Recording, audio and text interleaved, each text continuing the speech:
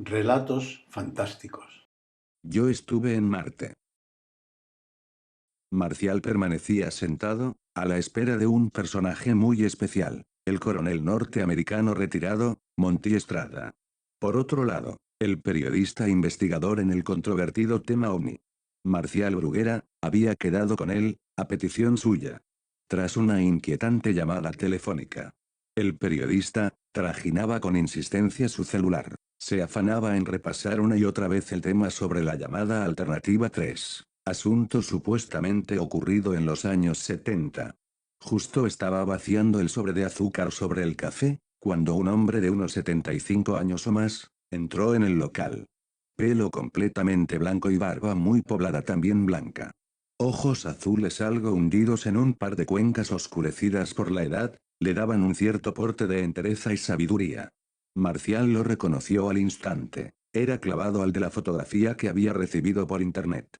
Se miraron, y tras una seña del periodista, no tardó el recién llegado en sentarse junto al investigador. Se saludaron efusivamente con apretón de mano incluido. El militar llevaba retirado unos cuantos años, y disfrutaba sus últimos días en un lujoso apartamento en la Costa del Sol, en España. Guardaba en su cabeza cosas increíbles, y no quería dejar este mundo llevándose secretos, que él, consideraba por justicia, que todo el mundo debería conocer. Marcial se apresuró en pedir al camarero otro café para su invitado, pero este, prefirió un whisky doble, cosa de los americanos. Pensó el periodista. El celular del investigador, reposaba cerca del coronel retirado, de manera que no fue complicado, tras una rápida ojeada, comprobar lo que su anfitrión estaba mirando. No pierdas más tu tiempo, todo lo referente a la alternativa 3, es un bulo, exclama el invitado. Yo he visto vídeos sobre el tema, en los que se ven unas supuestas tomas a poca distancia del suelo marciano que parecen reales. Responde Marcial. Todo falso, o peor aún, medio falso. Sé de sobra cómo funciona la desinformación.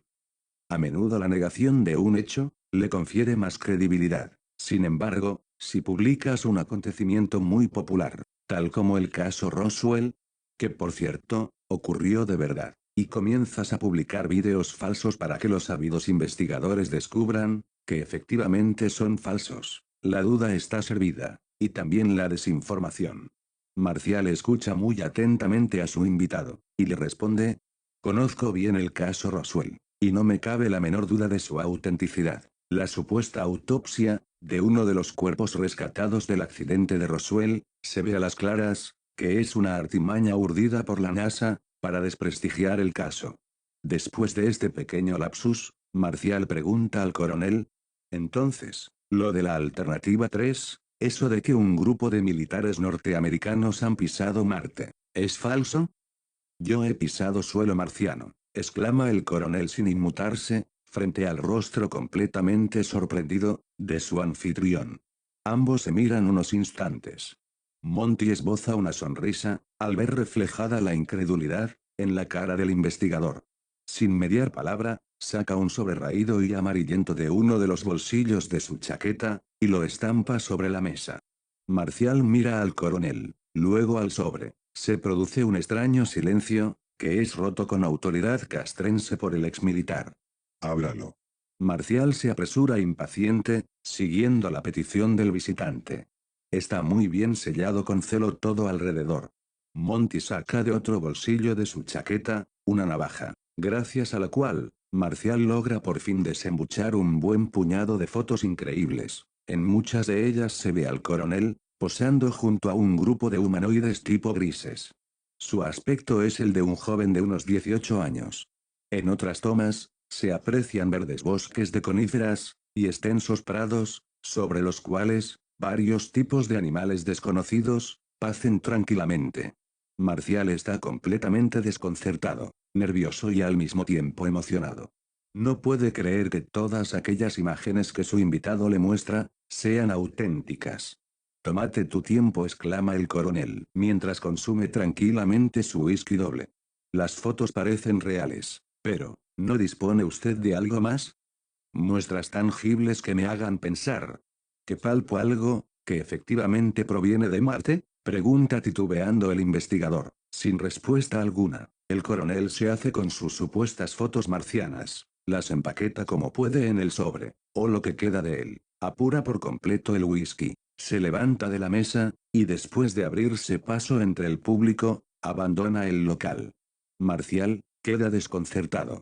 Cuando se da cuenta del interesante y gran reporte que puede haber perdido, reacciona, salta literalmente de su asiento con tal brío, que estampana una de las sillas contra el suelo, poniendo en alerta a todo el personal. Sale a la calle a toda prisa intentando localizar a su invitado, pero no lo ve por ninguna parte. Cansado ya de buscar al personaje, decide coger un taxi, e indica al conductor que le lleve hasta el barrio de la Concepción de Madrid, para contarle a su amigo Eleuterio, también periodista e investigador, el encuentro con el misterioso personaje americano. Se reúne con su colega en un apartamento, ubicado en el 9º piso de un edificio muy alto, lleno por completo de inquilinos. Parece más una colmena humana que un bloque de viviendas. Su amigo Eleuterio queda sorprendido por la visita inesperada de Marcial.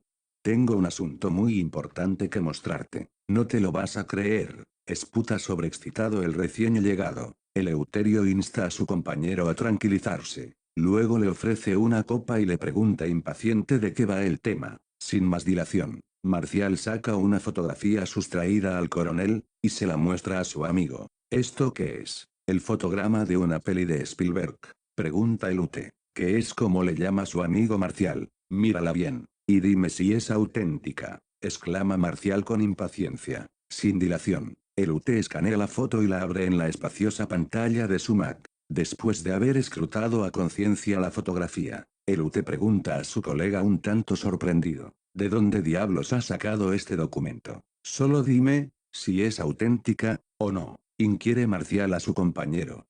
Completamente auténtica, sin lugar a dudas, le responde sin dejar de mirar incrédulo, la escena de un dinosaurio del tamaño de un canguro devorando a una criatura mitad humano, mitad escorpión.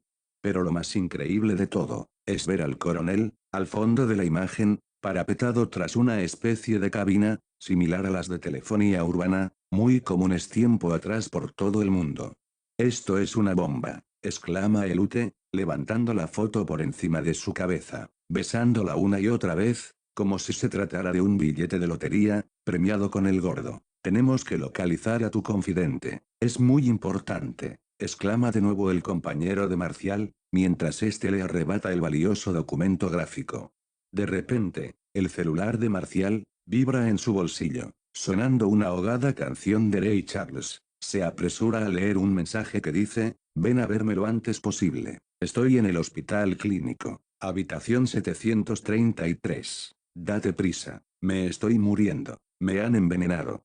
Me tengo que ir urgentemente, algo muy grave le ha sucedido a mi contacto, exclama Marcial mientras se calza la chaqueta, en dirección ya, hacia la salida.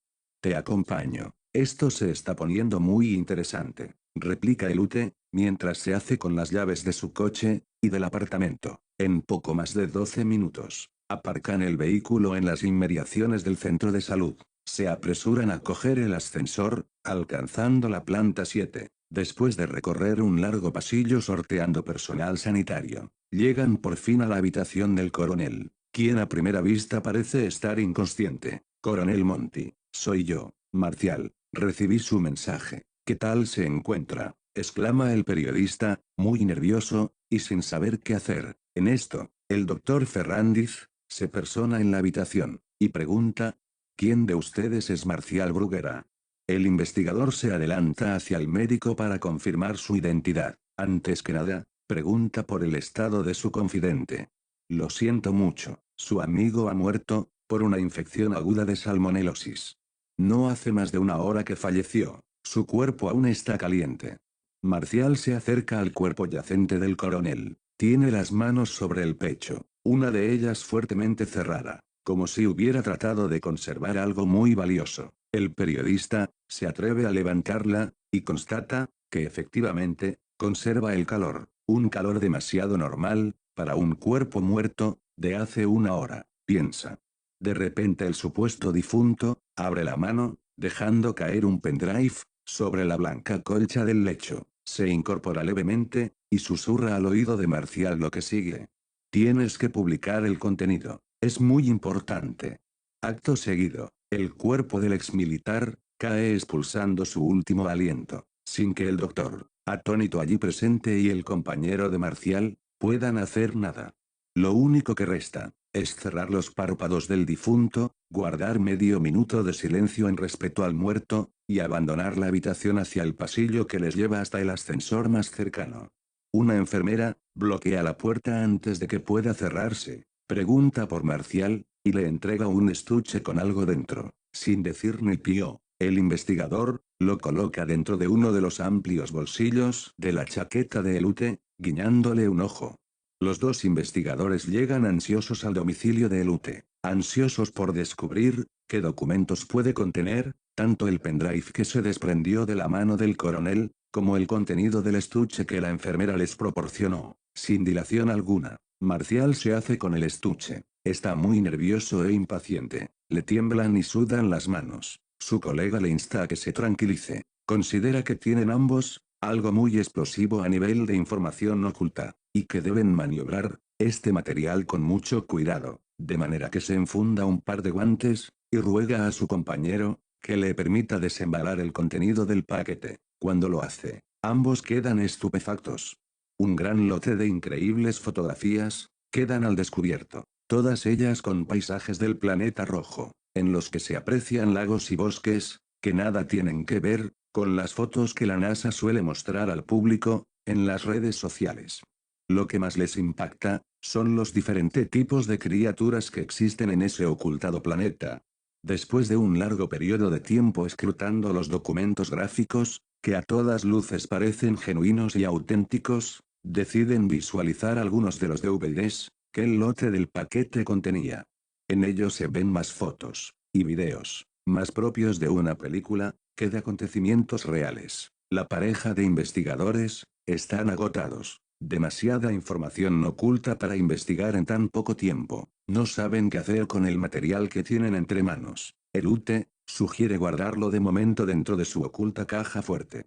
Muy bien camuflada, tras 4 azulejos del baño postizos. En principio, a Marcial no le parece mala idea, pero después de darle muchas vueltas, sugiere que lo mejor es contratar una caja de seguridad. La decisión se aprueba por unanimidad, y así lo hacen, quedándose únicamente con un par de discos y el pendrive, siendo, dentro de este último, donde está grabada toda la historia del coronel Monty Estrada, y comienza así.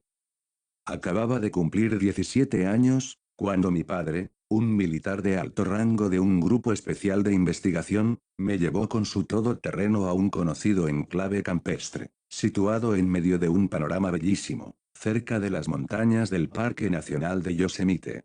Llegamos a un campamento a reunirnos con otros jóvenes de mi edad.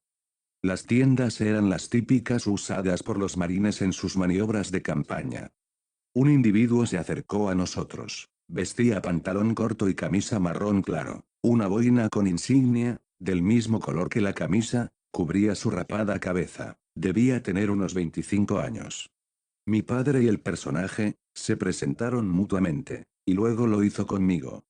Aquel tinglado no tenía en absoluto el aspecto de un simple campamento de Boy Scouts. Allí se estaba adoctrinando a jóvenes promesas para gloria de la nación. 2 veraniegos meses de mi vida se consumieron con rapidez. Concursos, pruebas de supervivencia, tiro con arco, y lo más emocionante, prácticas de tiro con armas desconocidas.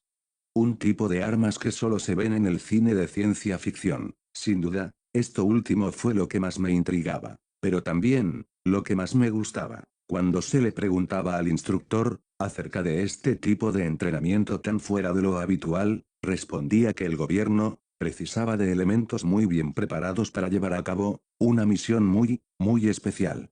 Todos nosotros nos sentíamos muy orgullosos. Era un honor poder servir a nuestro querido país de esta forma. Justo habíamos terminado de desmantelar el campamento, cuando vi llegar entre el polvo del camino, el todoterreno de mi padre. Venía impecablemente vestido con su uniforme de general, el general George Estrada. Nos abrazamos y tomamos rumbo a casa. El camino hasta Houston era largo, de manera que mi padre detuvo el vehículo frente a un supermercado. Un supermercado, demasiado grande, para tratarse de un gran centro comercial de carretera en medio de la nada. Bajamos del coche y nos acercamos al lugar para ir al servicio y tomar algo. Ya regresando al coche, un bip sonó desde uno de los bolsillos de mi padre. Me dijo, quédate aquí, no tardaré más de 15 minutos. He de hacer una llamada urgente. Me pareció correcto. El tiempo se me antojaba dilatado, de manera que prendí la radio, y me puse a escuchar canciones de Ray Charles, que me encantan. Aún no habían pasado 15 minutos, cuando mi padre llegó de nuevo al coche. Me quedé de una pieza. Ya que cuando se marchó a llamar por teléfono, estaba perfectamente afeitado, pero ahora, al verle de nuevo, su cara mostraba una barba de una semana. ¿Cómo podía ser? Papá, ¿qué te ha ocurrido? Pregunta el joven. Te lo explicaré más tarde. Aún no estás preparado para comprender ciertos asuntos. En otro momento, hicimos un viaje desconcertante. Me comentó que era completamente necesario que voláramos hacia el altiplano peruano, a una ciudad llamada La Rinconada, la ciudad más alta del mundo, situada a unos 5.400 metros de altura, en el Perú. Cuando llegamos al Hotel Royal, uno de los empleados nos ofreció unos dispensadores de oxígeno, muy común para los turistas que visitan tan elevado lugar. Lo cierto es, que mucha gente pierde el conocimiento, debido al mal de altura. Por el escaso oxígeno que hay en el aire. Mi padre, y también yo, conocíamos este detalle. Por eso me chocó que rechazara la oferta de los oxigenadores. Cuando llegamos era ya anochecido, el sol pintaba de rojo las nubes tras las montañas, mientras desvanecía sus últimos rayos. Cenamos, y nos fuimos a dormir. A la mañana siguiente, mi padre insistía en la necesidad de alcanzar lo más alto conocido del lugar. Me dijo, que esto era lo último que debía probar, para completar mi entrenamiento. Ya en el campamento, hacíamos inmersiones bajo el agua para alargar las apneas al máximo, y al parecer, este tipo de ejercicios, habían hecho en mí su efecto, ya que en ningún momento desfallecí, en el ascenso propuesto por mi padre. La meta final, se había completado, de modo que después de consumir una semana haciendo turismo, y disfrutando de tan bellos paisajes, regresamos a Houston. Cuando llegamos, directamente mi padre me presentó al general John Murray. Un tipo muy estirado forrado de medallas e insignias por toda la pechera. Le presento a mi hijo Monty Estrada, señor, listo para cumplir con su misión. Exclama el coronel, cuadrándose ante su superior. ¿Está completamente seguro de mandar a su hijo a esta misión? Sin duda alguna, mi general. A continuación el general John Murray se dirige al mozo en estos términos. Necesitamos elementos jóvenes, fuertes, inteligentes y decididos. Tu padre me ha dado informes muy satisfactorios sobre ti, de manera que ya formas parte de un proyecto muy importante y secreto, el proyecto Pegasus. Pasadas un par de semanas, en una de las instalaciones subterráneas secretas de la NASA, y habiendo completado los últimos preparativos, repasado hasta la saciedad el manejo de los materiales necesarios para la misión, se le proporciona un traje hermético, con escafandra incluida, parecido al de los astronautas, pero mucho más flexible y liviano. Es conducido luego hasta una cabina redonda, toda ella formada de cobre brillante. Una bobina de cable superconductor, la envuelve de arriba a abajo. Tiene además un sinfín de conexiones, que solo los que construyeron esta habitación de salto conocen. Teletransportador de Tesla. Esa es su nomenclatura. Es un habitáculo, en el que solamente caben 3 crononautas. Monty Estrada es uno de ellos. Le acompañan 2 individuos más. Un oficial instructor, y otro joven llamado, Henry Pardilla, de origen sudamericano. Una potentísima corriente eléctrica es inyectada en las bobinas superconductoras, las que producen un ultramagnetismo, imposible de imaginar. Alrededor de la cápsula, se forma una burbuja espaciotemporal, fuera del espacio-tiempo ordinario. En el interior del habitáculo, todo parece normal, pero se ha producido un salto instantáneo, que ha sido capaz de cubrir una distancia, de millones de kilómetros en una fracción de segundo. El instructor, una especie de ascensorista, apto para este tipo de función, ha pulsado las coordenadas espaciotemporales adecuadas, para que el teletransportador de Tesla, se materialice al instante. En una localización exacta ubicada en el interior de la base 2. Complejo que la NASA dispone, en el planeta rojo. Se abre el teletransporte, y nos encontramos frente a un individuo calvo, sin cejas y sin pestañas, enfundado en un traje similar al nuestro. Nos pasa un chequeador por todo el cuerpo, para comprobar que todo está en orden, y nos invita a seguirle, después de pedirnos que nos quitemos las escafandras. El ascensorista se queda en el ingenio, y poco después de cerrar la escotilla, desaparece al instante de nuestra vista. De regreso a la Tierra, seguramente.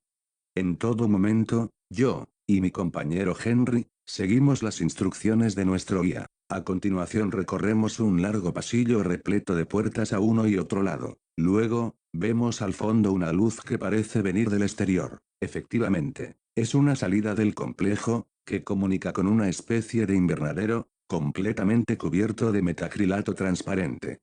Es enorme. Varios individuos con aspecto andino, se afanan recogiendo una abundante cosecha de brécol, coliflor y repollo, todo con una organización impecable. Al llegar a la mitad de la plantación, el individuo calvo se para ante un tipo con aspecto de capataz. Presenta ante él a mi compañero y se quedan hablando, mientras el calvo me hace una seña para que continúe tras él. Salimos por una puerta justo al otro lado de la plantación, y continuamos por otro pasillo bastante más corto que el anterior. Caminamos hasta llegar a una de color gris metálico. El calvo la abre ante mí, apartándose a un lado, e invitándome a pasar al interior de una sala muy extraña, llena de aparatos raros, e individuos más raros aún. Es el centro de mentalización telepática. El calvo, es maestro e instructor en técnicas telepáticas entre especies. No es nativo de la Tierra, y ahora, fijándome detenidamente veo detalles en su cabeza que lo delatan. Tiene unos dientes cónicos muy blancos, ojos azules claros con las pupilas más dilatadas de lo normal, carece de vello en la totalidad de su cuerpo, y podría pasar, si lo tuviera, por un indio piel roja de América. La sala es circular y posee 10 sillones muy cómodos, que se ubican formando un círculo en torno a uno central, de idénticas características. El calvo, me manda una orden telepática, indicando que he de sentarme en el sillón número 9. No recibo en mi cerebro nada que me indique tal petición. Sin embargo, intuitivamente voy y me acomodo en él. Al aplauso del maestro marciano, se suman los del resto de los allí presentes. De los 10 sillones disponibles, solo 4 están ocupados, incluyéndome a mí. Mi nombre es Flux. No tengo pelo como vosotros los terrestres, pero no me llames calvo. Tengo entendido que para vosotros es algo peyorativo, es por eso que te pido que no vuelvas a mencionarlo. Enseguida, Monty, sale al paso exclamando, Señor, en ningún momento, le he llamado calvo. Pero lo has pensado, contesta el marciano profesor, esbozando una mueca nunca vista por el joven aprendiz, en su lejana tierra. En menos de 2 semanas de entrenamiento, Monty se convierte en uno de los mejores telépatas terrestres. Para eso fue minuciosamente elegido por la élite militar de la NASA. Desde este momento, actuará de traductor, entre las diferentes razas que habitan este mundo, y los destacamentos militares, afincados sobre la superficie y el subsuelo, del planeta rojo. Que no es tan rojo, ya que si colocáramos a alguien sobre una de las zonas boscosas, pensaría que está en uno cualquiera, de los bosques terrestres.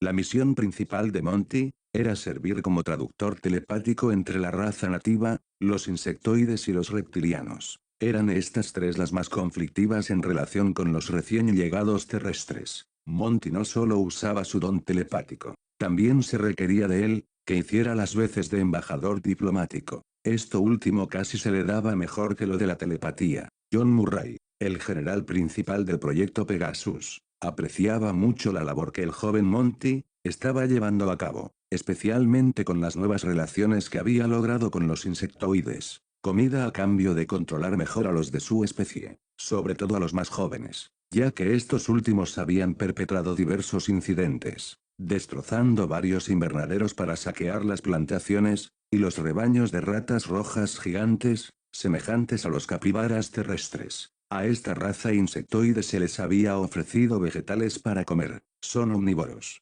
pero muy inclinados por la carne, tanto, que conservan una ancestral tradición de comerse los cadáveres de sus congéneres y los de otros. Esta macabra costumbre, ha sido una de las principales causas de numerosos altercados con ellos. El propio John Murray estalló en cólera, cuando le llegaron noticias del saqueo del cementerio que los terrestres mantenían ya en el planeta. Aquel temporal de arena destrozó muchos de los asentamientos ganaderos y agrícolas de los insectoides. Algunos de los nuestros también fueron destrozados. La hambruna se generalizó, sobre todo a los que sobrevivíamos en la superficie, nosotros y los insectoides. Por otro lado, los reptiloides y nativos calvos, apenas se vieron afectados por vivir muy bien pertrechados en avanzadas ciudades subterráneas. Ante la escasez de alimentos, cayeron los insectoides, sobre las instalaciones mejor fortificadas que habían quedado en pie, saqueándolo todo como una plaga de langostas gigantes. Esto estuvo mal, pero la guerra empezó, al ver con horror cómo los cadáveres de los terrestres, eran sacados de sus tumbas, y llevados a las despensas insectoides, debidamente seccionados para su posterior consumo. Uno de los oficiales, entró en cólera, al ver la cabeza de su hermano salir rodando por uno de los aliviaderos que los insectoides usan para eliminar los restos. Completamente fuera de sí, el oficial, movilizó a un destacamento de 300 hombres armados. Comenzaron a disparar a discreción contra una reunión de jefes insectoides, mientras estos se afanaban en desmembrar y devorar varios cuerpos terrestres, como lo haría un enjambre de mantis gigantes, con forma humana. Aquello fue un gran error. El líder de los insectoides mandó un mensaje. Este llegó con claridad hasta el cerebro del enlace telepático terrestre, que en aquellos momentos existía. El mensaje llegó al cerebro del mentalista como sigue. Malditos terrestres invasores. Vais a convertiros en alimento para nuestro pueblo, al que habéis ultrajado rompiendo el tratado de prohibición de armas de fuego. Lo cierto es que desde el principio mismo de la llegada de los humanos al planeta rojo, mediante la construcción del primer ascensor de salto, se entabló un tratado muy estricto sobre ciertos cometidos, tales como respetar la flora y la fauna del planeta, y principalmente no usar jamás ningún tipo de armas de fuego o de otra clase. Esta guerra fue terrible. No se conoce el número de muertos en el bando insectoide, aunque es probable que perecieran más de 3000. En cuanto al número de bajas entre los terrestres, fue de 1/3 del total del enclave número 3, donde convivían unos 50.000, entre militares y colonos.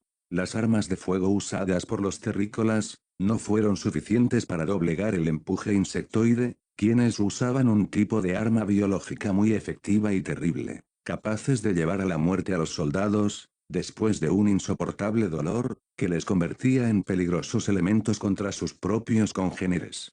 El componente agresor consistía en una mezcla de secreciones propias de los insectoides, mezclada con un polvo negro, que obtenían de un tipo de seta redonda, muy similar al conocido pedo de lobo de la tierra. La víctima solo tenía que respirar una ínfima cantidad de este veneno, para que entrara en estado de locura, babeando una nauseabunda espuma verde que se extendía contaminando al resto de los soldados. Se recurrió a trajes a prueba de patógenos, pero el enemigo cambió de estrategia disparando dardos con resultados mucho peores. Después de perecer gran número de efectivos de ambos grupos, Ligius, la reina madre de los insectoides y el general John Murray, se reunieron con el fin de firmar un acuerdo de paz y convivencia duradero. El oficial en cuestión que desató el conflicto, fue reprogramado y enviado de vuelta a la Tierra, previo borrado de memoria, como era obligado a hacer, con los que regresaban de Marte. Fin del episodio primero. Espero os haya gustado este nuevo relato. Me he basado en hechos que algunos creen son ciertos. Soy uno de los que piensa, que la NASA nos oculta información. En lo que a Marte se refiere, casi todos los documentos gráficos están sospechosamente manipulados. He visto algunas fotos en las que claramente se aprecian bosques y lagos, y no comprendo por qué nos las envían en blanco y negro. También me he inspirado en las increíbles vivencias que Andrew Basiago viene relatando a diferentes medios de comunicación. Quizás, lo que yo cuento en mi relato, se quede corto en relación con lo que realmente está sucediendo en el planeta rojo, que no es tan rojo como nos lo pintan. Ahí os pongo un ejemplo, en el que se aprecia el verdadero color del astro. más similar a la Tierra de lo que nos quieren hacer creer. En la foto podéis comprobar vosotros mismos los diferentes tonos azulados de su atmósfera, y zonas blanquecinas de lo que parecen ser nubes. Juzgar vosotros mismos. Según Andrew Basiago, el oxígeno existente en esa esfera planetaria, es similar al que se respira en una ciudad llamada La Rinconada, la ciudad más alta del mundo, situada a unos 5.400 metros de altura, en el Perú. Espero vuestros likes, y sobre todo vuestros comentarios, no importa sean favorables o negativos. Sin ellos, me falta motivación para seguir narrando más relatos. Muchas gracias a todos por vuestro interés. Continuaré escribiendo más, sobre este apasionante tema.